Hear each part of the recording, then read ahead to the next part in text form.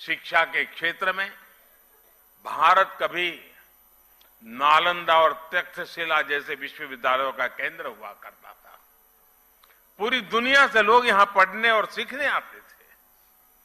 अगर हमें भारत के वैभव को वापस लाना है तो हमें शिक्षा के उस गौरव को भी वापस लाना होगा।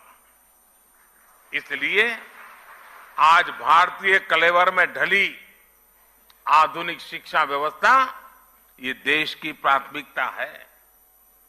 इसके लिए हम हर स्तर पर काम कर रहे हैं। आपने देखा होगा पिछले 8 वर्षों में रिकॉर्ड संख्या में यूनिवर्सिटीज भी खुली है। मेडिकल एजुकेशन जैसी फील्ड में जहां युवाओं का रुझान भी है और देश की जरूरत भी है, उसे देखते हम हर जिले में मेडिकल कॉलेज खोल रहे हैं। आप देखिए 2004 से 2014 के बीच देश में 145 मेडिकल कॉलेज खोले थे, जबकि 2014 से 2022 के बीच 260 से ज्यादा मेडिकल कॉलेज खोले गए। बीते 8 वर्षों में देश में, और एक खुशी की बात है, देश में हर सप्ताह एवरी वीक एक यूनिवर्सिटी और 2 कॉलेज खुले हैं। Every week. ये स्पीड और स्केल इस बात के गवाह है कि भारत उस युवा पीढ़ी का पुल बनने जा रहा है जो विश्व के भविष्य को दिशा देगी। साथियों, महात्मा गांधी कहते थे कि शिक्षा हमारे आसपास की परिस्थितियों के अनुकूल होनी चाहिए, तभी उसकी सार्थकता बनी रह सकती है। इसलिए देश ने शिक्षा व्यवस्था में एक और अहम बदलाव किया है। ये बदलाव है एजुकेशन सिस्टम में स्थानीय भाषा को महत्व देना।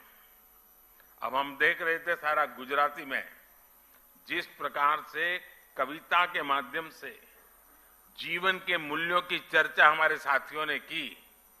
मातृभाषा की ताकत, मैं गुजराती भाषी होने के कारण बहुत शब्दों को से ऊपर उस भावना को पकड़ पा रहा था, मैं अनुभव कर रहा था। साथियों, गुलामी के समय अंग्रेजों ने इंग्लिश को ही शिक्षा का एक पैमाना बना दिया था। दुर्भाग्य से आजादी के बाद भी हम उस हीन भावना को ढोते रहे। इसका सबसे बड़ा नुकसान हमारे गरीब के बच्चों को, दलितों, पिछड़ों और कमजोर वर्ग को हुआ। प्रतिभा होने के बाद भी उन्हें केवल भाषा के आधार पर प्रतियोगिता से बाहर कर दिया जाता था। लेकिन अब मेडिकल और इंजीनियरिंग जैसी पढ़ाई भी स्थानीय भाषा में की जा सकेगी। इसी तरह भारतीय जरूरतों के हिसाब से देश ने और भी कई बदलाव किए हैं।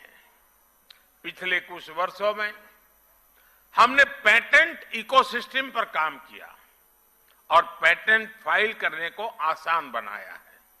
आज आईआईटी, आईआईएससी जैसे संस्थानों में पहले से कहीं ज्यादा संख्या में पेटेंट फाइल हो रहे हैं।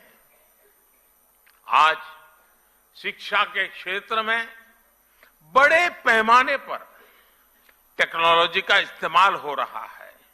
इसलिए स्कूलों में लर्निंग टूल का उपयोग होने लगा है।